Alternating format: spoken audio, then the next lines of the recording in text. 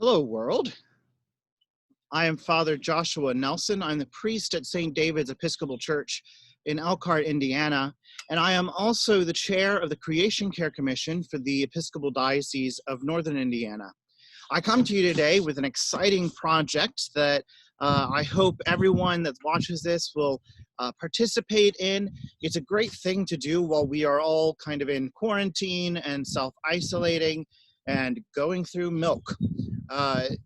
You just need a milk jug, some duct tape, an Exacto knife or a good pair of scissors, some seeds, some soil, good potting soil, water, and a Sharpie or a permanent marker.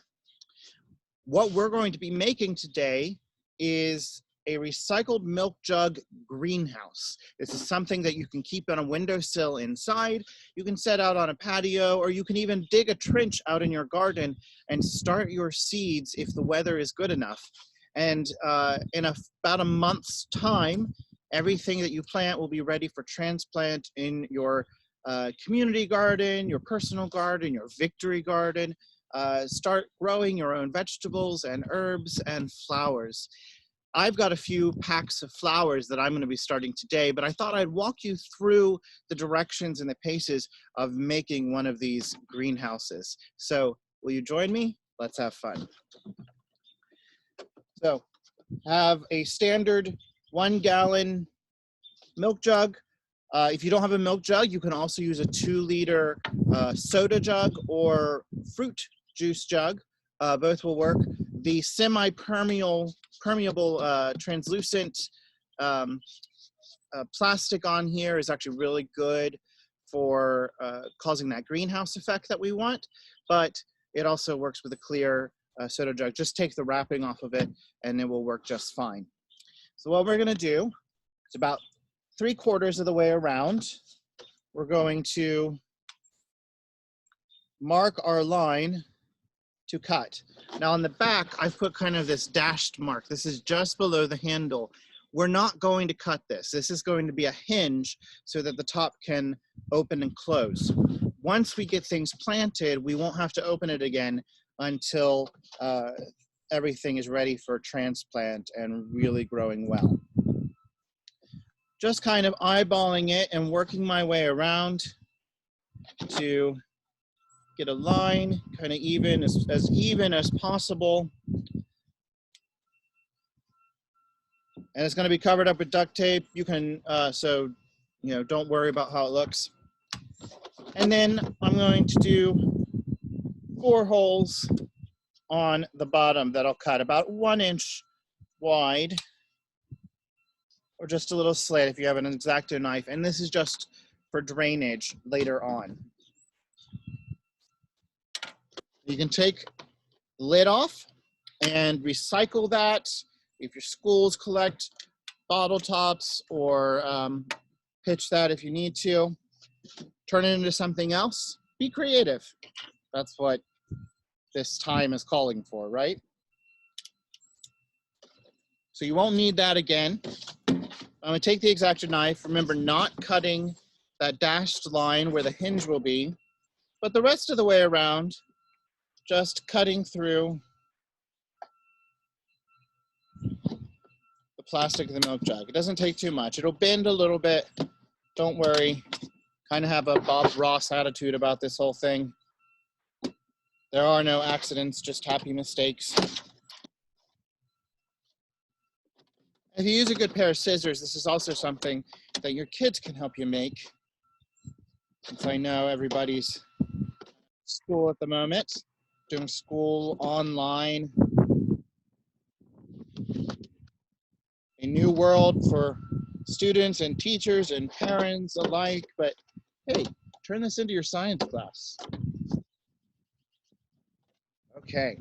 So there, you see we've got our hinge. It's not going to disconnect.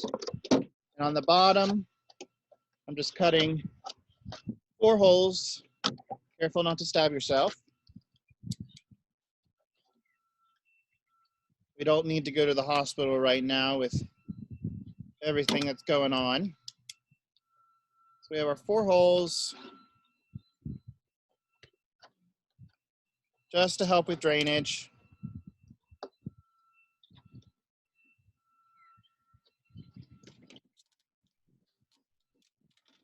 That's done. Now, here I've got some good potting soil. You may say, if you're doing starters or your first planting, why not use a special kind of soil or mixture that will help that in particular?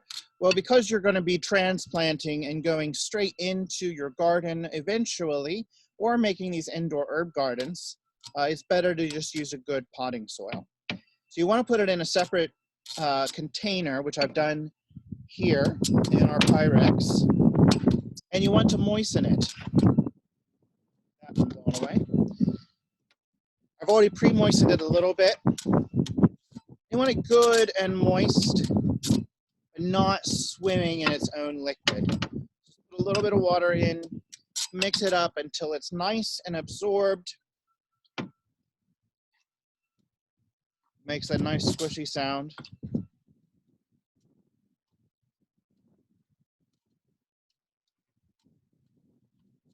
We're going to put about 6 inches or so of this nice moist soil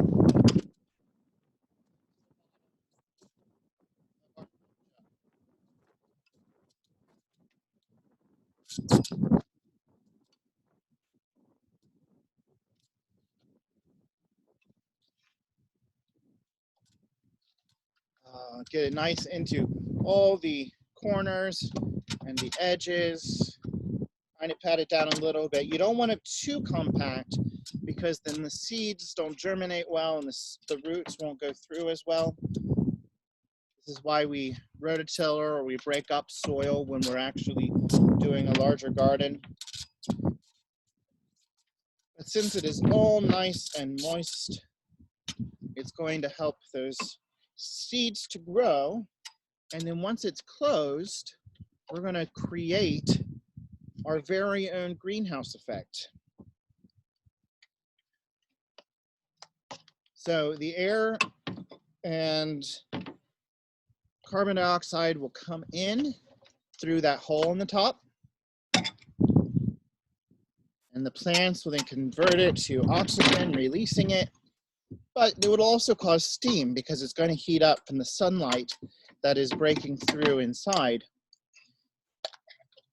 So this is also a good science project if you want to teach your kids about the rain cycle. So that moisture is going to rise and collect up in the top and form condensation and work its way back down into the soil. That's looking pretty good. See it there? And you can tell it's moist. It's a different color on the bottom, and the draining has already started. So that's good. Mix this up. Now I'm planting flowers, so I'm going to do about 9 little holes. Not too deep, nice and shallow. It's going to kind of look like a die that we cast. 9 little holes, 3, 3, and 3. And for this particular planting, we're doing Shasta daisies. And you don't want them too deep. You don't want too much soil because your flowers are going to grow, or your herbs or your vegetables, and you want them to have space to grow up into the top of your new milk jug greenhouse. So just put a few of the seeds down in each little hole.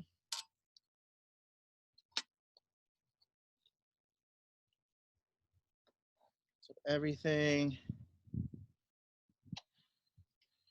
And then taking a plastic fork. It doesn't have to be plastic, it just happens to be what was on hand when I was getting all the materials. But just lightly cover up each of those holes and get the seeds down.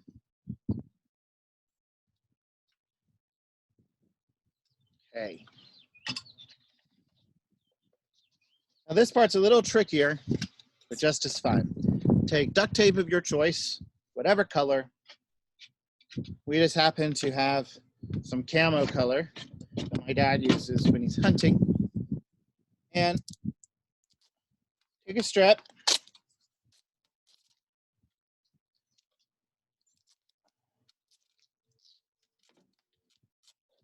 And I suggest doing the far corner across from the hinge first. You kind of line the two pieces up, the top and the bottom, and you want to get a really good seal. You're not wanting to let air in through this area here, because then moisture will also escape, and that's not what we want. We want it all to rise up to the top and form condensation up on the top. So we got our first part set.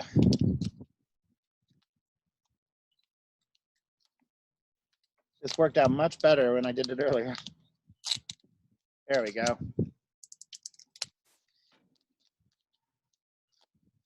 Around the side, and you don't want to do anything to the hinged area here, because once this has grown up, you'll still be able to leave it in this container for a little while, but open up the top and give it space and let it breathe after a few weeks or so before transplanting the garden. So I got one more side here.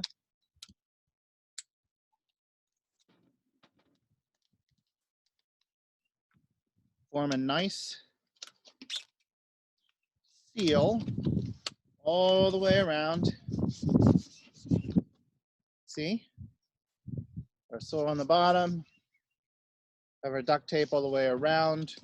We put the pieces back together.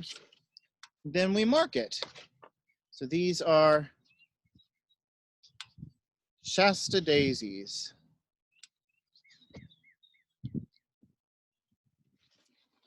There you are, ready to go. You don't put the top back on. If you see that the soil is getting dry, you can add a little bit of water. If you don't see any plants coming up, any sprouts coming up yet, I highly suggest you just get a spritzer. You pick them up at any dollar store, and you just kind of spray water down in it and moisten it up again. Again, you don't want it too wet, just good enough for your plants to swell and grow. And there you have it, your very own indoor, outdoor, recycled milk jug greenhouse. I hope you have a good time doing this.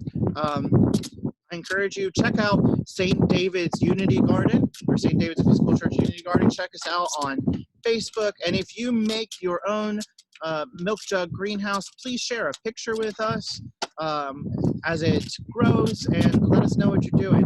I hope everybody has fun with this. Safe and healthy time as we continue in this quarantine